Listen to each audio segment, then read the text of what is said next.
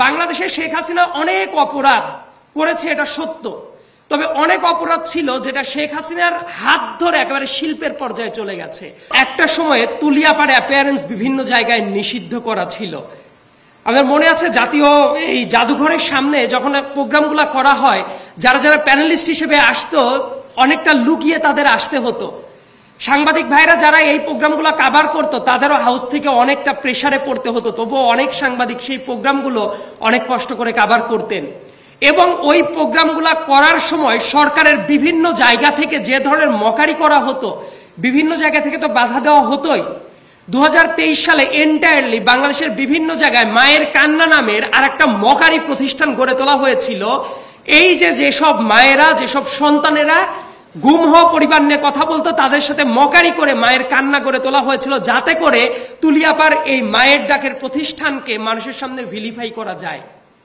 ওই সময়গুলোতে যারা সাপোর্ট করেছিলেন, আজকে এমন অনেক মানুষ আছেন যারা হয়তো বা গুরুত্বপূর্ণ জায়গাগুলোতে আছেন। সেই জায়গাগুলোতে থাকার পরে এক্সপেকটেশনটা কি ছিল? খুবই সিম্পল।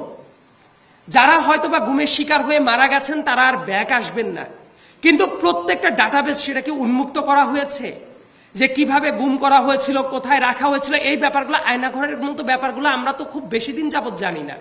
এটা জাস্ট 2 বছরের ঘটনা যখন আয়নাঘর নামক ব্যাপারগুলো আলাপ আলোচনা হচ্ছে। সানশাইন আটা ময়দা সুজি, ভালোবাসায় তৈরি। একটু আগেই একজন অবসরপ্রাপ্ত সেনা কর্মকর্তা বলছিলেন তাদেরকে যারা গুম করেছে তারা তো তাদের সাথে একই সার্ভিসেই ছিলেন, এবং অনেকে আছেন বিভিন্ন সার্ভিসে গুরুত্বপূর্ণ পদে আছেন। তাদের প্রত্যেকের ব্যাপারে এই তথ্যগুলো 1 বছর পার হয়ে যাওয়ার পরেও অন্তর্বর্তীকালীন সরকার এখন পর্যন্ত উন্মুক্ত করে নাই। এখন পর্যন্ত রিপোর্ট কমিশনে যেটা জমা হয়েছে 1835 কি 37-এর মতো, এটার ভেতরে প্রুভ করতে হয়তো বা অনেকটা সময় লেগে যাবে।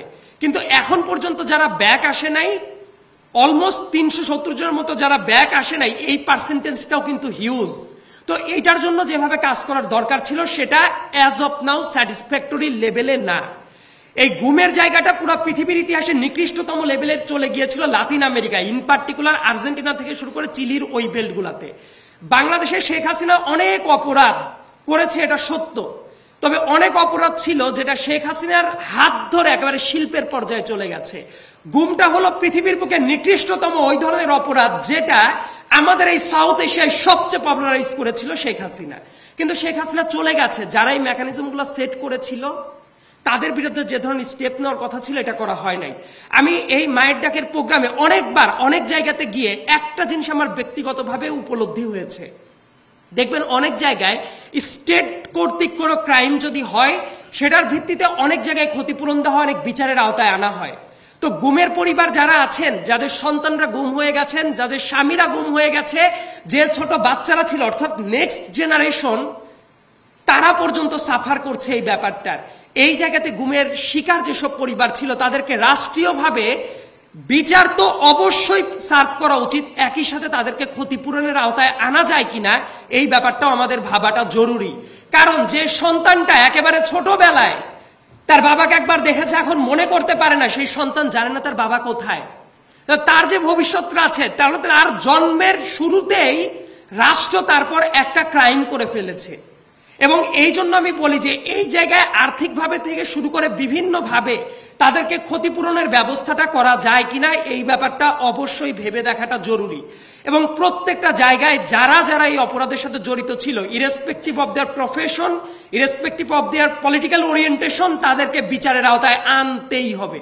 এবং আরেকটা ব্যাপার, আমরা যারা রাজনীতি নিয়ে সবসময় কথা বলি, যারা রাজনীতির মাঠে সবসময় থাকি এবং বিভিন্ন জায়গায়, শুধুমাত্র অন্তর্বর্তীকালীন সরকারকে তো আমরা দেখলাম, কিন্তু এই কমিটমেন্টটা প্রত্যেকের জায়গা থেকেই থাকা উচিত। ভবিষ্যৎ বাংলাদেশেও যারা রাজনীতি করবে, যারা সংসদে যাবে, যারা দেশের জনগণের ম্যান্ডেট নিয়ে প্রত্যেকটা গুরুত্বপূর্ণ চেয়ারে বসবে, তাদের জন্য অবধারিত দায়িত্ব হবে যেসব পরিবার গুমের শিকার হয়েছিল তাদের কাছে সেই জাস্টিসটা সার্ভ করা, সেটা যে পন্থাতেই হোক না কেন।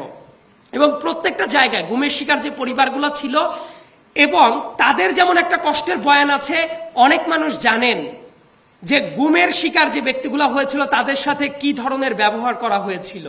অলরেডি অনেকগুলো রিপোর্ট জমা হয়েছে। এই তথ্যগুলা শুধুমাত্র যাতে গোপনীয়তার ভেতরেই না থেকে যায়।